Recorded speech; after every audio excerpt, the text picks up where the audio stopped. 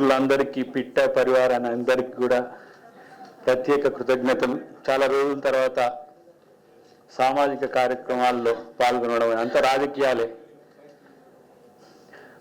మా పెద్దోడు కృష్ణన్న సమక్షంలో త్వరలో ఆర్ కృష్ణన్న కూడా రాబోతున్నారు. వాళ్ళు సామాజిక ఉద్యమానికి ఉమ్మడి ఆంధ్రప్రదేశ్లో ఒక పెట్టని కోటలు. వాళ్ళు రెడ్డి జాగృతి యొక్క కార్యాచరణ కూడా వాళ్ళతో కూడిన, వాళ్ళతో కలిసిన, వాళ్ళతో ఉండిన కార్యక్రమాలు కూడా నేను ఎన్నో చూసిన.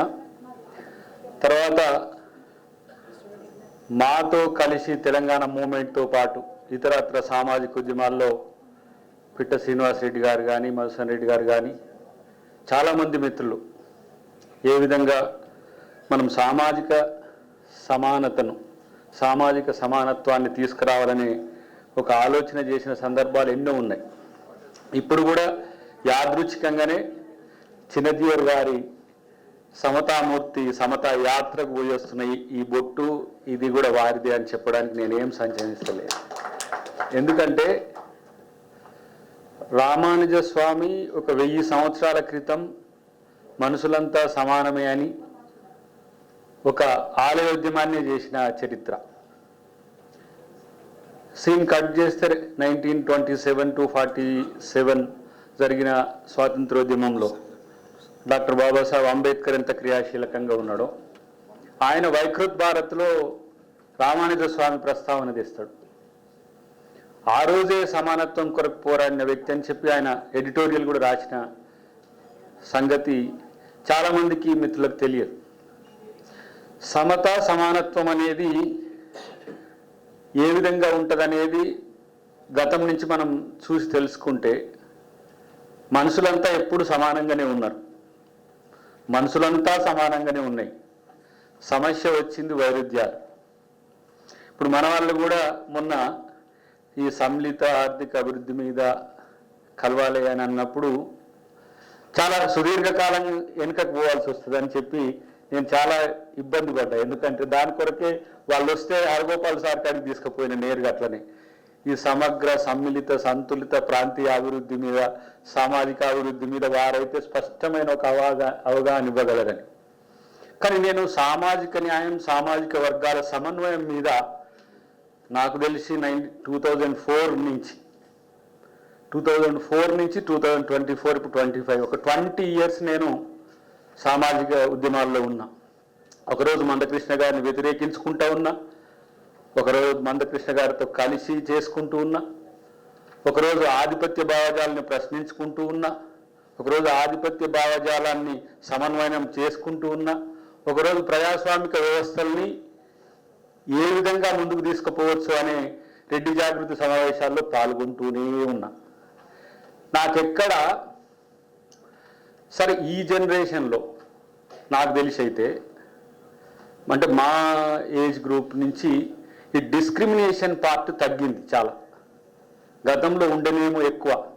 ఎందుకంటే నేను పెరిగింది, పుట్టిన ఊరి నుంచి పెరిగింది, నా ఫ్రెండ్స్ కానీ నా పరివారం, లేదంటే మేము పొలం చేసుకున్నా నా పక్కన ఉన్నదంతా రెడ్లే, నా ఫ్రెండ్స్ కూడా రెడ్లే.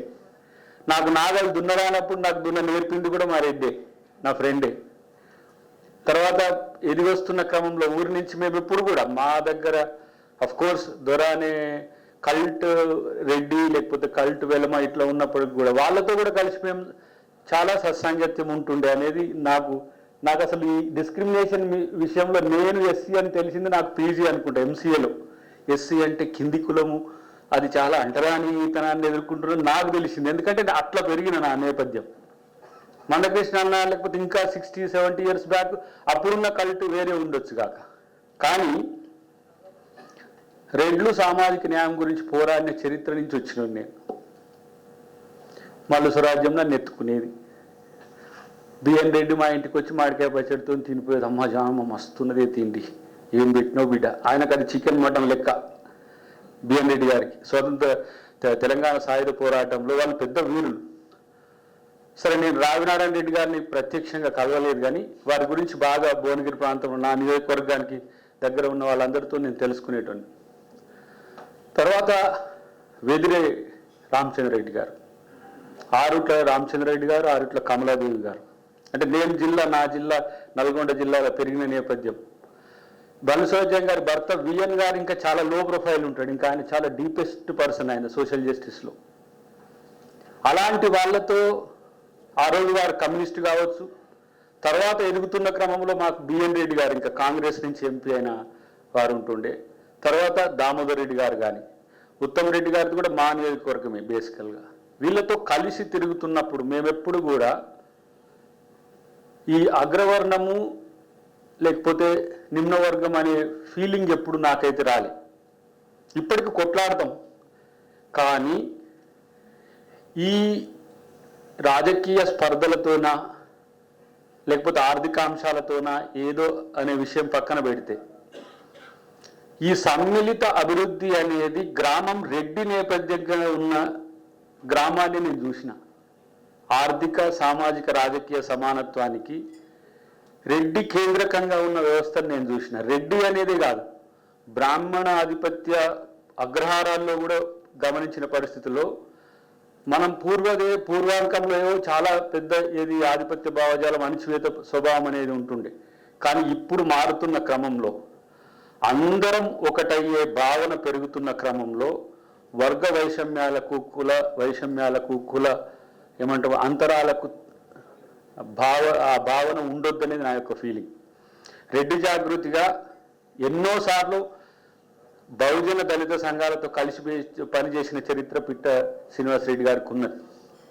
చాలామంది ఈ భావజాలం నాదొకటే కన్సర్న్, నేను ఎప్పుడు కూడా పాలకులు అగ్రవర్ణాలైనంత మాత్రాన లేదంటే పాలకులు రెడ్లైనంత మాత్రాన రెడ్లందరూ బాగుపడ్డారనే భావన అయితే నాకు లేదు.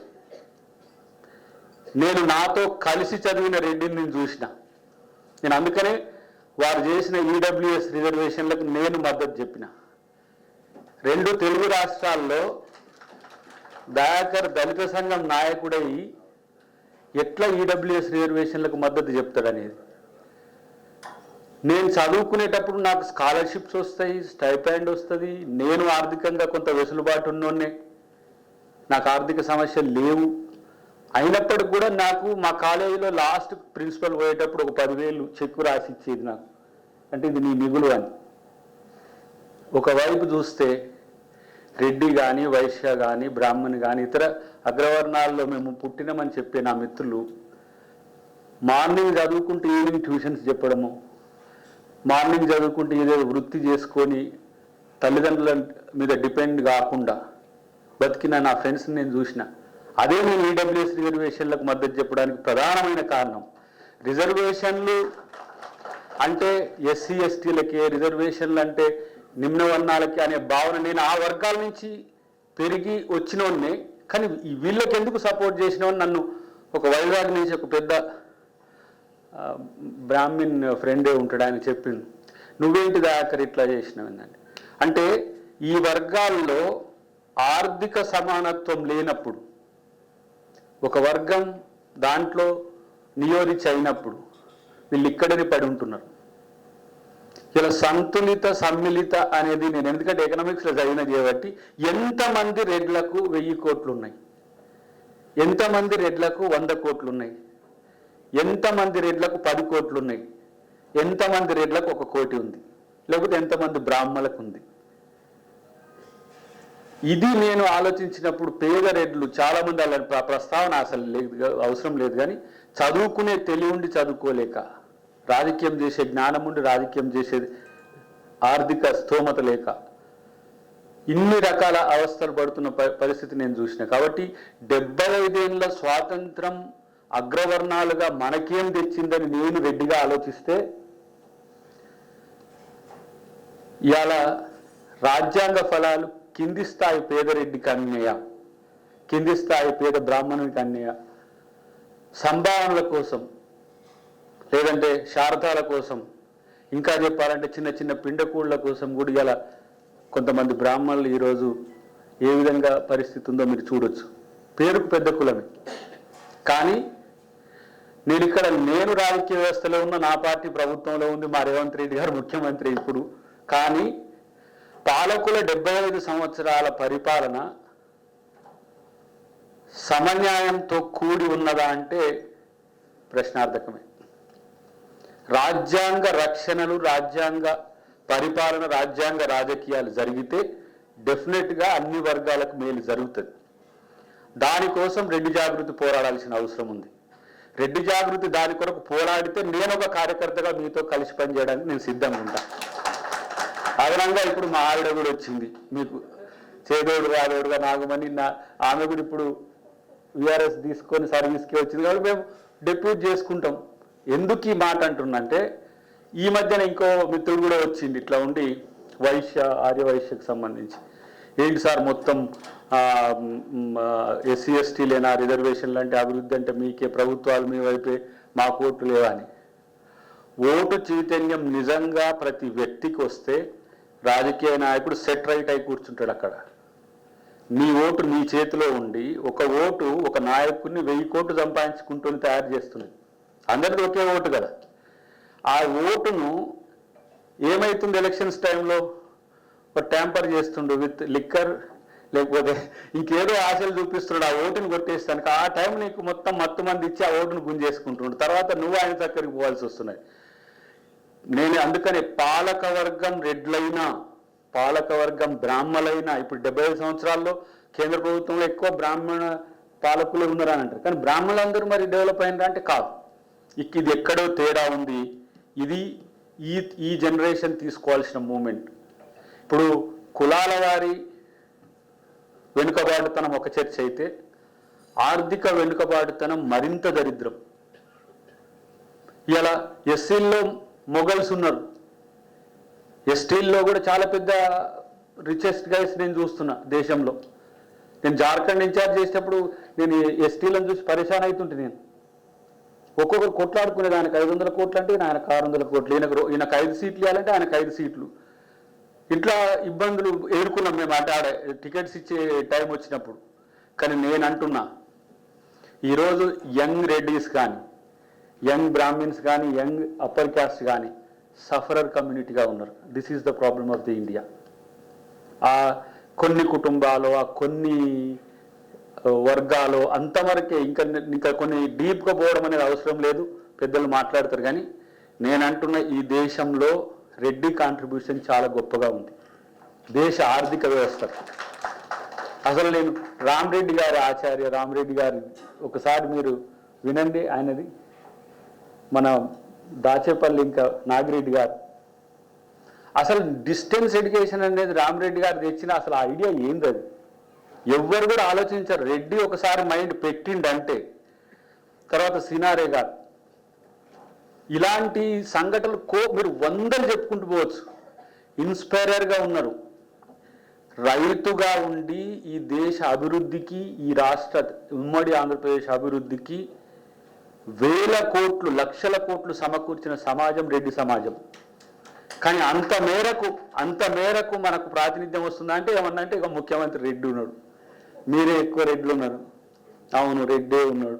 రెడ్డి బీసీని చూసుకోవాలి, రెడ్డి ఎస్టీని చూసుకోవాలి. మనోని ఆగ్రహం ఇప్పుడు మా ముఖ్యమంత్రి గారు చేస్తలేదు, దాకర్ మావిడ కాబట్టి ఉంటాడు అని అనుకోవచ్చు. అట్లా మిమ్మల్ని కూడా ఏమవుతుంది, రెడ్డి కాబట్టి రెడ్డి ఆగు రెడ్డి నువ్వు తర్వాత చూద్దాం, ఇట్లా వస్తున్నది. కానీ దీనివల్ల ప్రోగ్రెసివ్ రెడ్డి పొటెన్షియాలిటీ అంతా కూడా డిక్లైన్ అవుతుందనేది నా యొక్క వ్యక్తిగత భావన. అన్నిటికంటే ముఖ్యంగా మీ దగ్గరికి వస్తున్నాం మేము చదువుకోవడంలో, ఎస్సీ ఎస్టీలం బీసీలం మీ దగ్గరికి చదువుకోవడంలో వస్తున్నాం. అవకాశాలు పొందడంలో కొంతమేరకు సక్సెస్ అవుతున్నామో ఫెయిల్ అవుతున్నాము. కానీ 80% పొటెన్షియాలిటీ ఉండి డిక్లైన్ అవుతున్న, ఆధిపత్య కులాలుగా చెప్పబడుతున్న, అగ్రవర్ణాలుగా పిలువబడుతున్న ఈ యూత్ని కనుక ఎంపవర్ చేయకపోతే మనకు, మన రాష్ట్రానికే కాదు మన దేశానికి కూడా సమస్యే. అంటే సరైన ఎవరైతే పొటెన్షియల్ పవర్ ఉన్న వాళ్లకు రాకపోతే నిర్వీర్యమే కదా.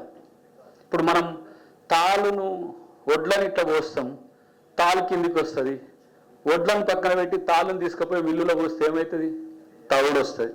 ఇదే అవుతుంది. అంటే టాలెంటెడ్ అంటే రాకపోతే ఏమైంది అంటే ఇది అవుతుంది.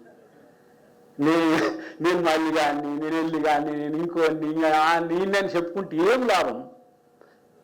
ఏ జాతిలోనైనా ఎదిగొచ్చిన నైపుణ్యాన్ని, ఎదిగొచ్చిన టాలెంట్ను మనం పసిగట్టకపోతే అది ఏ వర్గమైనా కూడా డిక్లైన్ అవ్వడం ఖాయం. అది కాకుండా చూసుకోవాల్సిన బాధ్యత రెడ్డి జాగృతితో పాటు రెడ్డి సంఘాలందరినీ కూడా అందరినీ సమీకరించి, నా ఉద్దేశం అయితే సామాజిక సమైక్యత కోసం కృష్ణమాదిగన్న గారు, మన ఆర్ కృష్ణయ్య గారితో పాటు మేమందరం కూడా సామాజిక వైరుధ్యాల విషయంలో మీరు ఏమీ చింత చెందాల్సిన అవసరం లేదు. అది ఎక్కడ 1-2 ఇన్సిడెంట్స్ అంతే. ఎందుకంటే ఇంతలా ఈ వర్గాలతో కలిసిపోయి మమేకమైన మేము కూడా ఇంకా ఏది వైదుష్యాలు పెరిగేటట్టు, వైషమ్యాలు పెరిగేటట్టుగా మాట్లాడితే దాంట్లో అర్థం లేదు. నీ కింది స్థాయిలో ఉన్నవాన్ని సామాజిక స్థాయిలో ఇక్కడికి తీసుకురావడం ఎలా అనే ఆలోచనలో మేము ప్రయత్నం చేస్తాం. కానీ అట్ ద సేమ్ టైం ఎవరైతే XYZలు ఎవరో అక్కడక్కడ లిట్మస్ కొరకు చేసే వాళ్ళ దురహంకారాన్నో దురభిప్రాయాన్నో సమాజపు మొత్తం యొక్క ఆలోచనగా తీసుకోవడానికి అవకాశం లేదు. ఈ మధ్య జరుగుతున్న కొన్ని సంఘటనలు కొంత కలిసివేస్తున్నాయి, వేరు విషయం. కానీ పరస్పరం కుల ప్రజాస్వామ్యంతో ఉండాలి, కుల అస్తిత్వాన్ని నిలుపుకోవాలి. అంటే కుల అస్తిత్వం అంటే రెడ్డిగా మీరు బతకాలి, రెడ్డిగా అభివృద్ధి చెందాలి. మీరు మీ అస్తిత్వాన్ని నిలబెడుతూనే ఇతర కులాలతో ప్రజాస్వామ్యయుతంగా ఉండడమే ప్రజాస్వామ్యం. గింతే. మిమ్మల్ని మీరు గౌరవించుకోవాలి. ఎవరికి ఉండదు? ఎస్సీ అని నాకుండదా, మాలా అని నాకుండదా, మాదిగా అని తనకుండదా? ఎవరి కులం వారికి ఇంటి పేరు ఎట్లుంటుందో గట్టనే పేరు. కొంతమంది ఎస్సీలు ఓసీలు కూడా చేసి అద్దంకి మా ఇంటి పేరు కూడా సార్ మీరు ఇదా అని అంటారు. అంటే ఇంటి పేరుకు ఉండే ప్రేమ మమకారం అట్లా ఉంటుంది. కులానికి అంతకంటే ఎక్కువ ఉంటుంది, ఉండాలి. ఎందుకంటే ఒక సమూహంగా ఎదిగినప్పుడు. కానీ మన కులాన్ని మనం ప్రేమించినట్టుగానే ఇతర కులాల పట్ల ఒక ప్రజాస్వామ్య వాతావరణంలో ఉండాల్సిన అవసరం ఉంది. కానీ రాజకీయాల కోసమో, వ్యక్తిగత స్వార్థం కోసమో, రాజకీయ స్వార్థం కొరకు ఇతర కులాల పట్ల అసభ్యంగా ప్రవర్తించినా, అనుచితంగా ప్రవర్తించినా సమాజం సహించదు. అది పర్సెంట్ కూడా 0.0001% ఉంటుంది అట్లా. కానీ నేను అంటున్నా ఈరోజు రెడ్డి జాగృతికి ఈ మీటింగ్ పెట్టడం వల్ల మాత్రం సామాజిక బాధ్యత పెరిగింది. అంటే ఇది రెడ్డి జాగృతి 2.0నో లేకపోతే 75 years ఆఫ్ ఇండియన్ ఇండిపెండెన్స్ 2.0నో ఈ లెవెల్ నుంచి కొన్ని లెవెల్కు పెరగాల్సిన అవసరం అయితే ఉంది. దాంట్లో ఈ వివక్ష, అస్పృశ్యత ఇలాంటి పదాల కంటే కూడా మనందరం కలిసి ఎదుగుదాం, నవభారతాన్ని నిర్మిద్దాం అని, సామాజిక న్యాయాన్ని సాధిద్దామనే దిశగా మీరందరూ వెళ్తారని, దాంట్లో మేము కూడా మీతో కలిసి ఉంటామని చెప్పి తెలియజేస్తూ జై రెడ్డి. Thank you.